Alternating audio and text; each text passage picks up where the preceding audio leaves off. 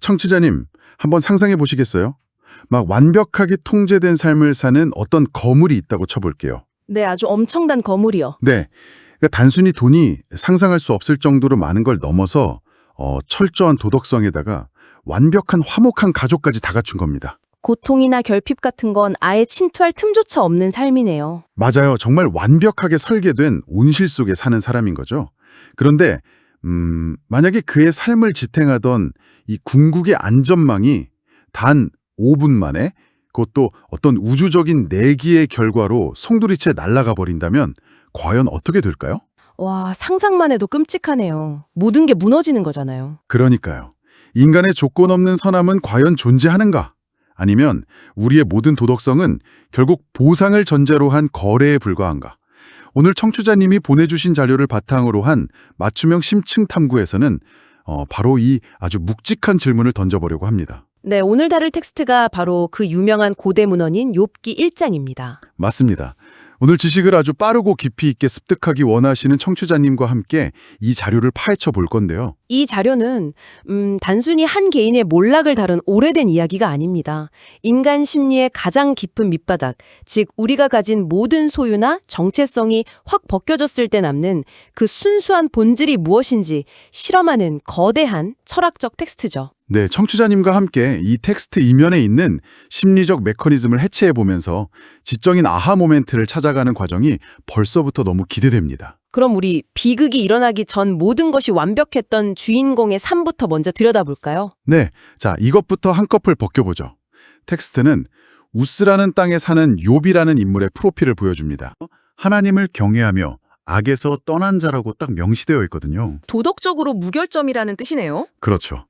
게다가 현실적인 조건도 엄청납니다. 자녀가 아들 7에 딸이 셋, 10명이고요. 양이 7,000마리, 낙타가 3,000마리, 소가 500교리, 암나귀가 500마리에 수많은 종들을 거느린 동방 사람 중에 가장 큰 자입니다.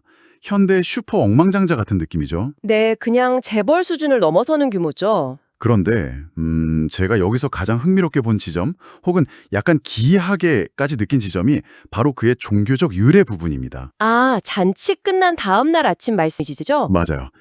자녀들이 각자 생일에 잔치를 열고 나면 욥은 꼭 다음 날 아침 일찍 그들을 불러서 명수대로 번제를 드립니다. 이유가 너무 충격적이에요. 혹시 내 아들들이 마음으로 죄를 지어 하나님을 배반했을까 우려하기 때문이라는 거예요. 네, 행동도 아니고 마음으로 지은 죄까지요. 그러니까요. 잠깐만요. 아무리 도덕적이라 해도 마음속으로 지었을지도 모르는 죄까지 대비해서 제사를 지낸다는 건 사실상 약간 강박증이나 통제 불능 상황에 대한 지독한 편집증적인 두려움 아닌가요? 아주 날카로운 관찰입니다. 여기서 정말 매력적인 점은 욥의 그 행동이 단순한 신앙심이라기보다는 방어 기제에 가깝다는 거예요. 방어기제요? 네, 자신의 삶에 존재할 수 있는 아주 미세한 도덕적 불확실성의 여지조차 완벽하게 차단하려는 일종의 무결점 생태계를 유지하려는 엄청난 노력인 거죠. 아, 틈을 안 주려는 거군요. 선하게 살고 신을 경외하면 그에 합당한 보상이 확실하게 뒤따른다는 공식 속에 사는 겁니다. 그래서 자녀들의 내면적 결함이라는 통제 불가능한 변수마저 철저하게 종교적 의례로 통제하려 한 겁니다. 와, 그러니까 자신의 이 완벽한 삶이라는 세트장에 아주 작은 금조차 가지 않게 하려고 영혼을 위한 도덕적 프리미엄 보험을 매번 갱신하고 있었던 거네요. 네, 보험이라는 표현이 아주 정확합니다. 하지만 약간 뒤집어 생각하면요. 이렇게까지 완벽하게 보호받고 모든 행동에 즉각적인 큰 보상이 주어지는 온실 속에서 자라난 선함이라면 우리가 과연 그걸 진짜 순수한 선함이라고 확신할 수 있을까요? 무언가 무너질 수밖에 없는 세트장 같지 않나요? 바로 그 지점이 이 텍스트가 제기하는 아주 핵심적인 철학적 딜레마입니다. 만약 누군가의 도덕성이 그가 누리는 풍요로움과 안전이라는 조건 위에서만 유지되는 거라면 과연 그건 본질적인 선함인가? 아니면 그저 좋은 환경이 만들어낸 결과물인가? 아, 조건부 선함일 수 있다는 거군요. 네. 욥의 삶이 보여주는 이 완벽한 보호막이 정말로 그의 순수성을 증명하는 건지 아니면 오히려 진짜 모습을 가리고 있는 건지 확인하려면요. 결국 이 온실 밖으로 시선을 돌려봐야만 합니다. 그래서 이 텍스트는 갑자기 우리를 욥의 호화로운 거실에서 하늘의 어전으로 휙 데려갑니다. 여기서 이야기가 진짜 흥미진진해지거든요. 네, 일종의 우주적 법정이 열리는 거죠. 맞아요. 하나님의 아들들이 모인 자리에 땅을 두루 돌아다니다 온 사단이 등장합니다. 그리고 여호와가 사단에게 욥의 순전함을 자랑하죠. 세상에 그처럼 정직하고 악에서 떠난 자가 없다면서요. 그러자 사단이 아주 근원적인 반론을 던지죠. 네, 욥이 어찌 까닭 없이 하나님을 경외하리이까? 와, 저는 이 문장이 진짜 너무 서늘하더라고요.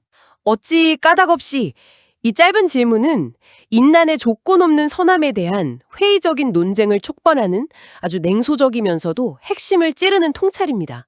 이건 정말 중요한 질문을 던지게 하네요. 사단의 논리는 일종의 무자비한 회계 감사 같아요. 하나님이 욥과 그의 집 주변에 산울이라는 아주 튼튼한 울타리를 쳐주시고 온갖 복을 주셨기 때문이라는 거죠. 네, 보상 때문에 충성한다는 뜻이죠. 맞아요. 마치 냉소적인 감사관처럼 그가 충성하는 건 당신이 보너스를 두둑하게 주기 때문입니다. 월급 끊어보면 당장 퇴사하고 욕할걸요? 이렇게 도발하는 거잖아요. 완벽한 비유네요. 사단은 인간의 도덕성을 철저히 거래적 신앙으로 규정합니다. 선함 자체를 목적으로 삼는 인간은 없다는 계산적인 회의론이죠. 그래서 여호와가 그 도발을 수용하잖아요. 욥의 몸에는 손대지 말라는 규칙을 딱 하나 설정하고 그의 모든 소유물은 사단 마음대로 하라고 허락합니다. 네, 극단적인 심리 실험이 시작된 겁니다. 근데 솔직히 청취자님, 저는 이 대목에서 진짜 엄청난 거부감이 들었거든요. 최고 권위자가 한 인간의 진실성을 테스트하려고 그의 삶을 마치 체스판의 말처럼 내기에 사용하는 이 상황. 이거 도대체 어떻게 소화해야 하나요? 그 불편함은 이 자료를 읽는 분들이라면 누구나 겪는 감정입니다. 하지만 이걸 단순한 괴롭힘으로 보기보다는 조건 없는 선함이라는 철학적 탐구를 위해 의도적으로 설정된 극단적 스트레스 테스트 환경으로 보셔야 합니다. 아, 실험을 위한 세팅이다? 네, 보상 없는 순수한 믿음이 존재하는지 증명하려면 인간이 의존하는 모든 외부적 조건을 완벽하게 제거해보려 실험실이 필요했던 거죠. 이렇게 하늘에서 욥의 삶을 완전히 파괴하기 위한 룰이 결정되자마자 카메라는 다시 땅으로 내려옵니다. 이제 진짜 비극이 시작되죠. 네, 방금 전까지 자녀들이 잔치를 벌이면서 아무것도 모르고 평화롭게 있던 욥에게 믿을 수 없는 속도로 재앙이 들이닥칩니다. 이 묘사를 보면 무슨 숨 쉴 틈 없이 터지는 연쇄 폭발이나 재난 영화 같아요. 속도가 정말 압도적입니다. 첫 번째 종이 뛰어와서 스밧 사람이 소와 나귀를 다 빼앗고 종들을 칼로 죽였다고 보고합니다. 그런데 청취자님, 여기서 중요한 건 자료의 디테일입니다.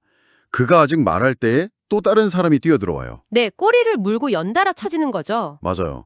두 번째는 하늘에서 하나님의 불이 내려와 양떼와 종들을 태워버렸대요.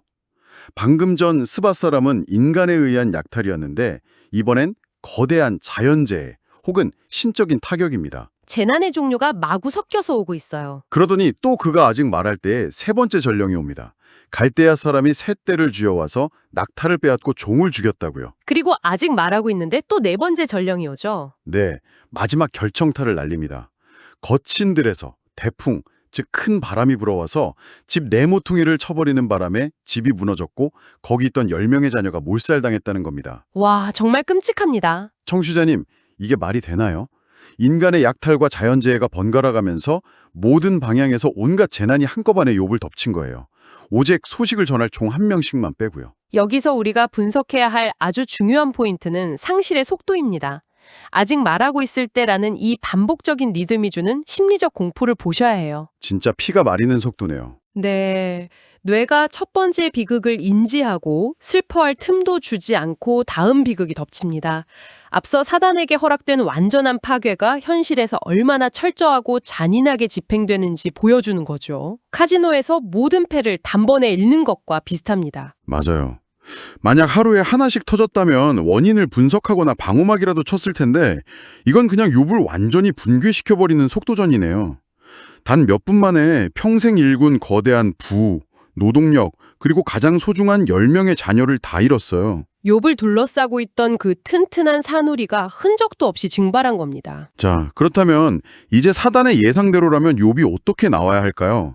완전히 이성을 잃고 무너져서 하늘을 향해 온갖 저주를 퍼부어야 하는 바로 그 절정의 순간이잖아요. 네, 보통 사람이라면 당연히 분노하겠죠. 그런데 욥의 반응은 우리의 심리적 예상을 완전히 벗어나 버립니다. 자리에서 일어나 겉옷을 찢고 머리털을 밀고 땅에 엎드려 경배를 합니다. 이 반응이 정말 상상할 수 없는 급진적인 수용이죠. 겉옷을 찢고 머리를 미는 거 어떻게 보면 감정이 없는 로봇 같다고 생각하실 수도 있지만 사실 이건 피를 토하는 듯한 날 것 그대로의 슬픔과 극도의 고통을 표현하는 거잖아요. 네, 슬프지 않은 게 아니라 처절하게 무너진 상태의 물리적 표현입니다. 그리고 욥이 엎드려서 이렇게 고백합니다. 내가 모태에서 적신, 그러니까 벌거벗은 몸으로 나왔사온즉 또한 벌거벗은 몸이 그리로 돌아갈지라 주신 자도 여호와시오 취하신 자도 여호와시오니 여호와의 이름이 찬송을 받으실지니이다. 정말 인류 역사상 가장 놀라운 텍스트 중 하나입니다. 청취자님, 도대체 이게 무슨 의미일까요? 자신이 애초에 아무것도 소유하지 않았다는 걸 쿨하게 인정하는 것? 뭐랄까, 마치 세입자가 집주인이 와서 가구를 싹 다 빼가도 어쩔 수 없다고 받아들이는 거랑 비슷한 건가요? 네, 맥락은 비슷합니다. 하지만 이 상황은 재산뿐만 아니라 자신의 피부치인 자녀에게까지 그 수용을 확장했다는 점에서 차원이 다릅니다. 이걸 더 큰 그림과 연결해 본다면 욥의 이 고백은 심리적으로 완전히 절대 영도의 상태, 즉 모든 조건이 0이 된 상태를 받아들인 겁니다. 절대 영도요? 네, 우리가 뭔가를 잃고 분노하는 본질적인 이유는 은연중에 그게 내 것이고 내가 누릴 권리가 있다고 믿기 때문이거든요. 내가 선하게 살았으니까 내 가족과 재산은 당연히 지켜져야 한다는 그 거래적 신앙의 핵심이죠. 아, 권리의식이요? 네, 그런데 욥은 내가 벌거벗고 왔다는 고백을 통해 내 삶을 채웠던 모든 게 내 선함에 대한 보상이 아니라 처음부터 대가 없이 주어진 거저받은 것임을 인정해버린 겁니다. 와, 그러니까 사단의 가설이 완전히 산산조각 나는 순간이네요. 완벽하게 부서졌죠. 조건이 없으면 신을 저주할 거라는 그 계산적인 가설이 틀린 거잖아요. 보상이 없는 걸 넘어서 모든 걸 강탈당한 마이너스 상태에서도 욥은 원망 대신 경배를 선택함으로써 자신의 선함과 경외심이 어떤 보상에 의존하지 않는다는 걸 증명해낸 거네요. 정확합니다. 욥은 우주적 법정에서 인간의 순수한 선함이 존재할 수 있음을 입증해낸 겁니다. 진짜 이 고대 텍스트가 바쁜 현대 사회를 살아가는 청취자님이나 저에게 엄청난 충격으로 다가옵니다. 우리는 보통 직장, 통장 잔고, 완벽해 보이는 가족 등 우리가 소유한 것들로 나 자신을 규정하고 증명하려고 하잖아요. 그렇죠. 나를 둘러싼 사물이 곧 나라고 착각하며 살죠. 그러니까요. 욥의 이야기는 우리에게 아주 불편하지만 필수적인 질문을 던집니다. 우리가 굳게 의존하던 모든 조건과 사회적 타이틀이 발밑에서 순식간에 사라졌을 때 남겨진 진짜 당신은 어떤 모습인가요? 외부의 껍데기를 다 벗겨냈을 때 남는 진짜 본질을 묻는 거네요. 맞습니다. 그런데 청취자님, 오늘 이 깊은 논의를 마무리하면서 제가 마지막으로 지적 호기심을 자극할 도발적인 질문 하나를 던져드리고 싶습니다.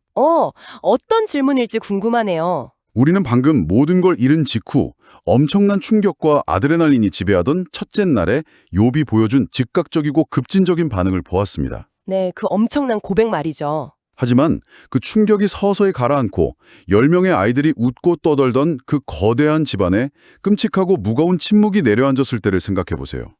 비극이 일어난 첫째 날의 충격적인 맹신과 아무것도 남지 않은 그 비극 속에서 매일매일 숨쉬며 살아가야 하는 100일째의 믿음은 어떻게 다를까요? 와, 일상을 견뎌내는 고통의 시간이네요. 그렇습니다. 욥기 1장의 장막이 닫힌 후 보상 없는 무의미의 시간 속에서 욥이 묵묵히 견뎌야 할 그 고요함은 어쩌면 재앙 그 자체보다 훨씬 더 가혹할지도 모릅니다.